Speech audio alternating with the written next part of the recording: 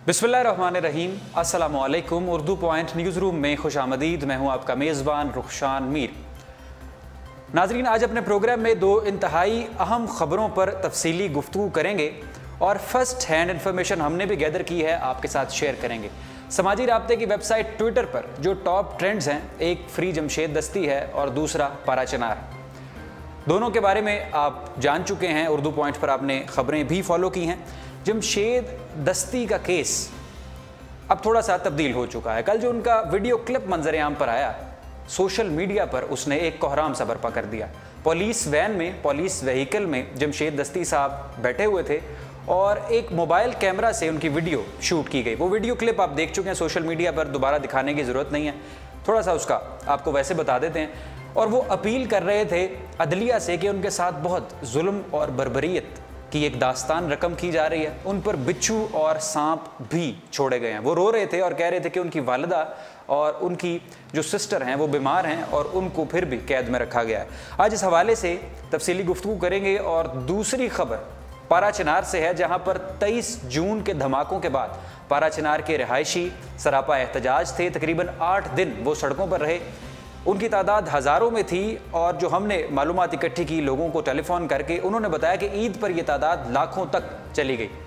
कल भी हाथ में बैनर्स उठाए, प्ले कार्ड्स उठाए, वो सरापा एहतजाज थे, एहतजाज करते रहे और कहते रहे कि वज़ीर आज़म आप यहाँ पर आएँ, वज़ीर आला आप यहाँ पर आएँ, इमरान खान आप यहाँ पर आएँ, चीफ ऑफ आर्मी स्टाफ आप यहाँ पर आएँ और हमारी बात सुने। जनरल कमर जावेद बाजवा भी उनसे मिलने गए और मियाँ मोहम्मद नवाज शरीफ साहब ने, जो शहीद थे, शहदा की तादाद 70 के करीब थी और जो शहीद थे उनके लिए वज़ीर आज़म पाकिस्तान ने 10-10 लाख रुपए, जबकि ज़ख्मियों के लिए 5-5 लाख रुपए का ऐलान भी किया था। आर्मी चीफ़ के जाने के बाद इमरान खान भी वहाँ पर ही थे। आर्मी चीफ़ के जाने के बाद और जो आपस में उनकी निगोसिएशंस हुई, जो लोग सरापा एहतजाज थे, उन्होंने अपना धरना अब वाइंड अप कर लिया। सबसे पहले बात करते हैं जमशेद दस्ती पर। जमशेद दस्ती हमेशा से ही मीडिया हेडलाइंस में रहे। कभी वो पार्लियामेंट लॉजेस इस्लामाबाद में शराब की बोतलें ढूंढते हुए दिखाई दिए, कभी उन्होंने असेंबली में इसहाक डार साहब वज़ीर तनकीद की, कहा कि आपने करोड़ों रुपए की घड़ी पहन रखी है, लोग भूखे हैं। कभी वो सहाफ़ियों के साथ गधा रेडी पर सवार होकर इंटरव्यूज़ देते रहे। कभी उन्होंने बंद कैनाल को खोलने की कोशिश की तो कभी धुआंधार तकरीर हुकूमत के ख़िलाफ़ की। हमेशा से ही मीडिया की नज़र रहे। NA 178 मुजफ्फरगढ़ से वो इंतखाबात में हिस्सा लेते रहे। अब आज़ाद 2008 में पाकिस्तान पीपल्स पार्टी की तरफ से उन्होंने कंटेस्ट किया और फिर अब आज़ाद हैसियत से उन्होंने अपनी पार्टी भी मुतारिफ़ करवाई, अवामी राज पार्टी। तकरीबन 2 हफ्ते से अरसा ये ज़्यादा हो चुका है कि वो हिरासत में हैं। उन पर बहुत से मुकदमात भी दर्ज हैं। तकरीबन 7 के करीब मुकदमात में तो उनको बेल मिल चुकी है, मगर जैसे ही उनकी रिहाई हुई उनको फिर पुलिस ने अपनी हिरासत में ले लिया और कहा यह गया कि इन्होंने ना सिर्फ कानून की खिलाफ वर्जी की है बल्कि हुकूमत के ख़िलाफ़ कुछ जुमलेबाजी भी की है, धुआंधार तकरीर भी की है। सोशल मीडिया पर जो सारिफीन हैं वो जमशेद दस्ती के हक़ में लिख रहे हैं, जमशेद दस्ती के हक़ में बोल रहे हैं और कह रहे हैं कि इतना जुल्म शायद इसलिए किया जा रहा है कि उनका कोई स्ट्रॉन्ग बैकग्राउंड नहीं है, उनका ताल्लुक़ एक गरीब घराने से है, जो वो ख़ुद हमेशा से इकरार करते रहे। और ज़्यादातर पाकिस्तानियों की यही राय है कि उनको जल्द अज जल्द रिहाई दी जाए और जो प्रेशराइज़ किया जा रहा है पुलिस को भी, उनको उन पर जुल्म करने के लिए, उनको जिस तरह से उनकी तज़लील की जा रही है, उसको जल्द अज जल्द रोका जाए। साथ ही साथ सोशल मीडिया सारिफीन इस बात का मुआजना भी कर रहे हैं कि हुसैन नवाज़ की एक तस्वीर जिसमें वो मुश्तरका तहकीकाती कमेटी के सामने बैठे हैं, ऐसे हाथ पे हाथ रख के बड़े पुरसकून माहौल में, उस पर इतना एहतजाज किया गया तो एक मुंतखब नुमाइंदा, एक MNA जो अवाम के वोट से असम्बली में गया, उसको आप इस तरह से पुलिस की गाड़ी में धकेल रहे हैं, घसीट रहे हैं और वो रो कर फिर फरियाद कर रहा है। हाई कोर्ट के केसेस ने इस बात का आज खुद नोटिस, सो मोटो नोटिस भी लिया और इस पर एक मेडिकल कमेटी भी तश्कील दी। आज खबरों के मुताबिक एक मेडिकल रिपोर्ट भी सामने आई है जिसके मुताबिक जमशेद दस्ती पर कोई इस तरह से जुल्म और जबर नहीं किया गया। हमने ढूंढने की कोशिश की और हमने राब्ता कायम किया जमशेद दस्ती के वकील नासिर चौहान से, जो अभी हमें टेलीफोन लाइन पर ज्वाइन करेंगे। उनसे जानेंगे कि अब क्या क्या मुकदमात हल हो चुके हैं, क्या क्या मुकदमात अभी जमशेद दर कायम हैं और वो किन हालात का इस वक्त उनको सामना है, वो किन हालात में जमशेद साहब मौजूद हैं और अब जो मौजूदा सूरत हाल है, उनकी वीडियो क्लिप मंजर-ए-आम पर आई है, हाई कोर्ट के जस्टिस ने नोटिस लिया है। अब इससे जमशेद दस्ती के केस को किस कदर तक़वियत मिली है और क्या कानूनी प्रोसीजर बाकी रह गया है, क्या प्रोसीडिंग्स हैं, जमशेद दस्ती कब तक बाहर आ सकते हैं और अपनी आवाम में उस तरह से वो अपने जो भी फ़राइज़ सर अंजाम दे रहे थे उसको कंटिन्यू कर सकते हैं। हमारे साथ टेलीफोन लाइन पर रब्ता कायम कर रहे हैं नासिर चौहान साहब, जो कि वकील हैं जमशेद दस्ती साहब के। उनसे कुछ सवालात करेंगे जमशेद दस्ती के हवाले से। कहा यह जा रहा है कि जो जिस पुलिस की मौजूदगी में उनका वीडियो क्लिप मंजरेआम पर आया उसको भी प्रेशराइज़ किया जा रहा है कि एक हिरासत में जमशेद दस्ती ने आखिर वीडियो क्लिप किस तरह से बना लिया, उनकी वीडियो किस तरह से बन गई और फिर वो सोशल मीडिया पर वायरल हुई, जिसकी वजह से chief justice Lahore high court को भी नोटिस लेना पड़ा। इस वक्त ट्विटर पर टॉप ट्रेंड जो है वो जमशेद दस्ती, फ्री जमशेद दस्ती का है। लोग लिख रहे हैं, कॉलम नवीस भी लिख रहे हैं, लोग इस पर बात कर रहे हैं सोशल मीडिया पर, और मुवाजना किया जा रहा है हुसैन नवाज साहब का जमशेद दस्ती के हवाले से कि एक की तस्वीर लीक हुई तो इतना बात का बतंगड़ बनाया गया और दूसरे को इस तरह से घसीटा जा रहा है, तो लोग खामोश क्यों हैं। जमशेद दस्ती जैसा कि आप सब जानते हैं कि हमेशा से मंजरेआम पर रहे। हमारे साथ रब्ता कायम हुआ है जमशेद दस्ती साहब के वकील नासिर चौहान साहब का। अस्सलाम वालेकुम। वालेकुम अस्सलाम। बहुत शुक्रिया चौहान साहब अपना कीमती वक्त देने के लिए। सबसे पहले तो बताइए नाजरीन को कि इस वक्त आपके जो केस की स्टैंडिंग है वो क्या है, जमशेद दस्ती का जो मुकदमा है। चलूं एक है, ये मुकदमात हैं जी, और मुकदमात की जो लिस्ट थी वो 7 थी। 7 मुकदमात में हम उनकी बेल ले चुके हैं, बेल हमें ग्रांट की थी ऑनरेबल कोर्ट्स ने जी। सेकेंडली ये कि जज जिस दिन उनकी रिहाई थी 23 तारीख को, और रिहाई के 1 बजे का टाइम हम उनको बाहर रिसीव करने के लिए, बहुत सारी आवाम वहाँ पे जमा थी, हम उनको रिसीव करना चाहते थे। उसके बाद ये कि हमारा जेल हुकाम ने फ़ोन सुनना जो है वो बंद कर दिया। अच्छा। हमारे साथ बात नहीं कर रहे थे। 4 बजे तक हमें ऐसे उलझाए रखा। 4 बजे के बाद वहाँ पे DPO DG खान सारी अपनी फोर्स लेके वो ज़बरदस्ती हमारे साथ उन्होंने लड़ाई झगड़ा करके जेल के अंदर इंटर हुए। जबकि प्रोसीजर ये कहता है कि जब उनकी बेल हो चुकी है तो जमशेद दस्ती साहब को 4 दीवारी से बाहर निकालना जरूरी है, लॉ ये कहता है। तो लेकिन उनको नहीं निकाला गया। उनको जाके अंदर से ही दोबारा से अरेस्ट करके 11:30 बजे ड्यूटी जज के सामने पेश कर दिया गया, और वहां से जुडिशल रिमांड लेके उनके ऊपर एक नई FIR करके स्पीच की, कि जो उन्होंने स्पीच की है जिसके ऊपर हमें 23 तारीख को बेल ग्रांट हो चुकी थी, उसी FIR के ऊपर दोबारा से नई FIR करके तो अब पाबंद सलासल किया हुआ है दोबारा से। यानी अभी जो उनकी हिरासत है वो गैर कानूनी आपके मुताबिक? जी, ये टोटल सियासी मुकदमात हैं, ये तो इसको दिया नहीं जा सकता। ये टोटल सियासी मुकदमात हैं जो कर रहे हैं, और ये होशियत कंडे हैं हुकूमती। आप कभी उनको कहते हैं कि जी, कभी तो टॉर्चर करते हैं, कभी आप ये कहते हैं कि आप रिटर्न माफी दे दें, हम आपको माफ कर देते हैं। और जमशेद दस्ती साहब ने इनकार कर दिया। उन्होंने कहा कि मैं माफी नहीं मांग सकता, मैं 1.5-2 लाख वोट लेके आया हूँ, मैं अपने वोट की तस्दीक नहीं कर सकता। अच्छा नासिर साहब,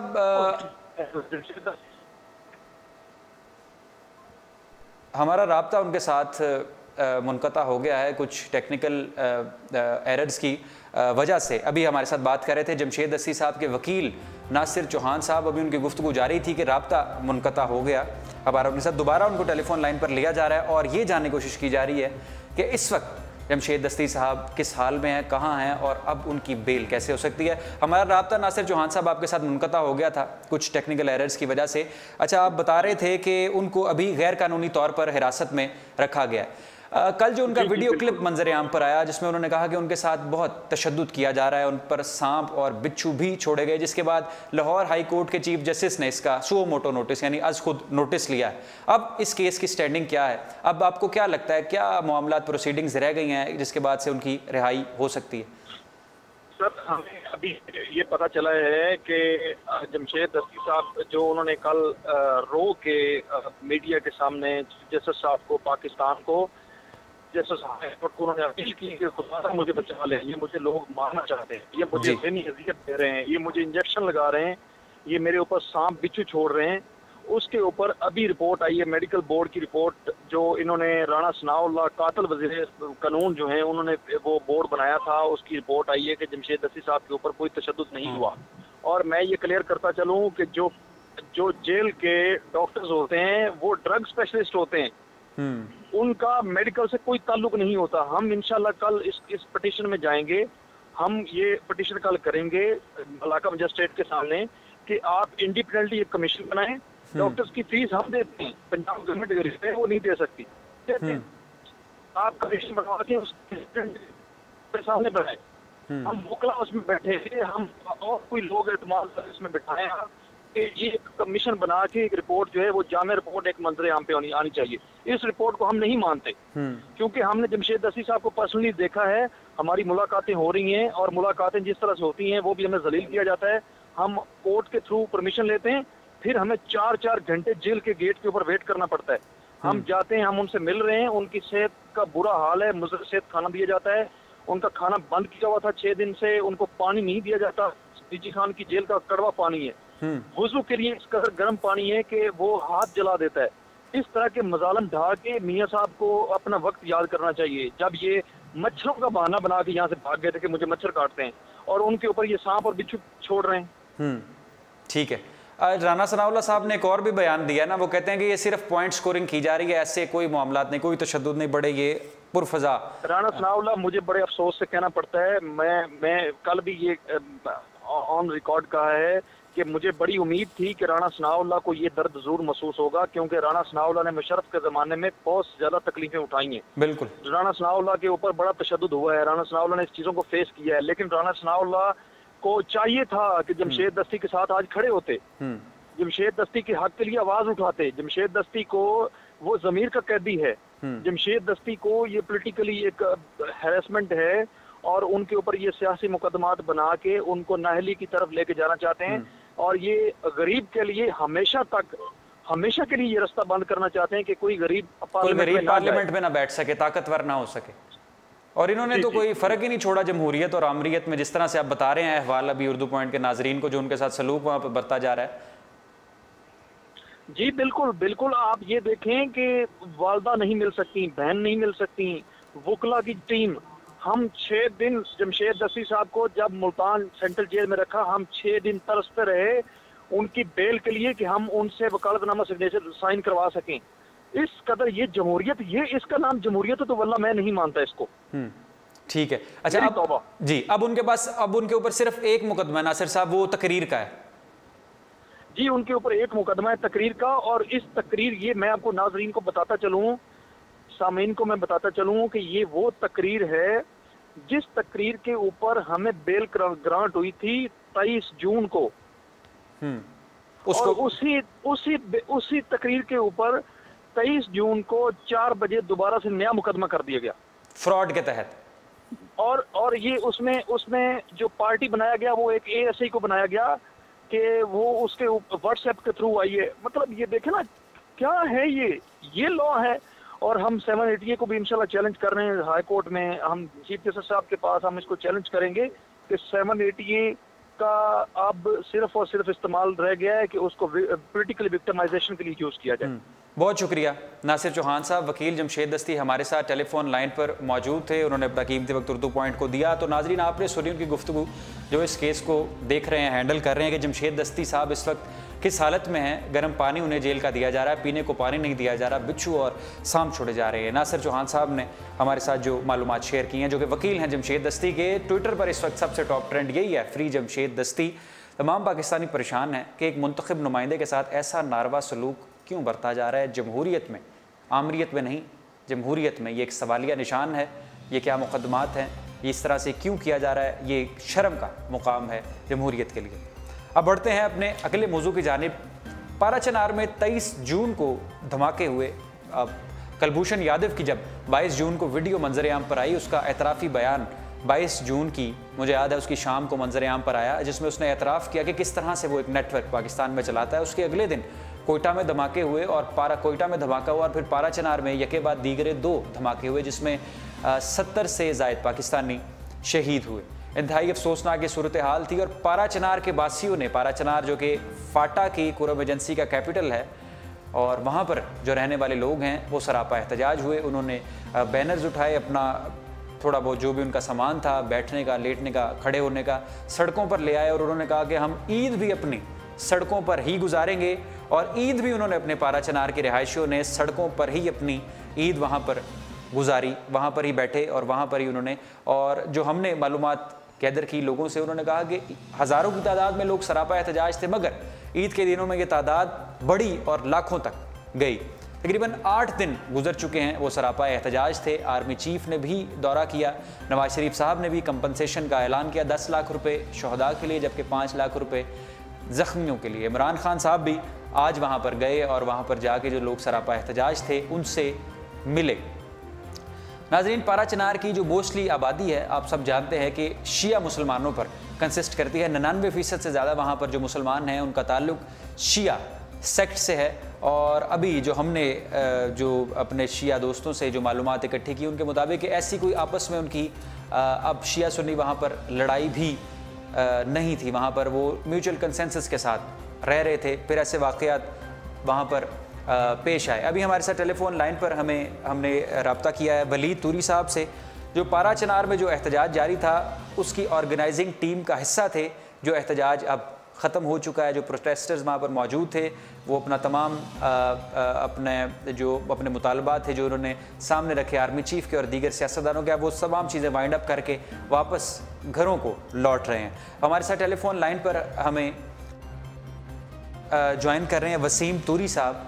टेलीफोन लाइन पर उनके साथ रब्ता किया जा रहा है और उनसे जानते हैं कि क्या पारा चनार में जो लोग सरापा एहतजाज थे उनके तमाम मुतालबात तस्लीम कर लिए गए हैं। अस्सलाम वालेकुम।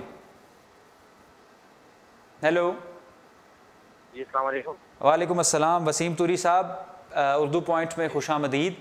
नाजरीन को ये बताइए कि 8 दिनों से तकरीबन ये एहतजाज जारी था पारा चनार में, और फिर आपसे आर्मी चीफ भी मिले, नवाज शरीफ साहब ने भी कंपनसेशन का ऐलान किया, इमरान खान भी आज वहाँ पर मौजूद थे।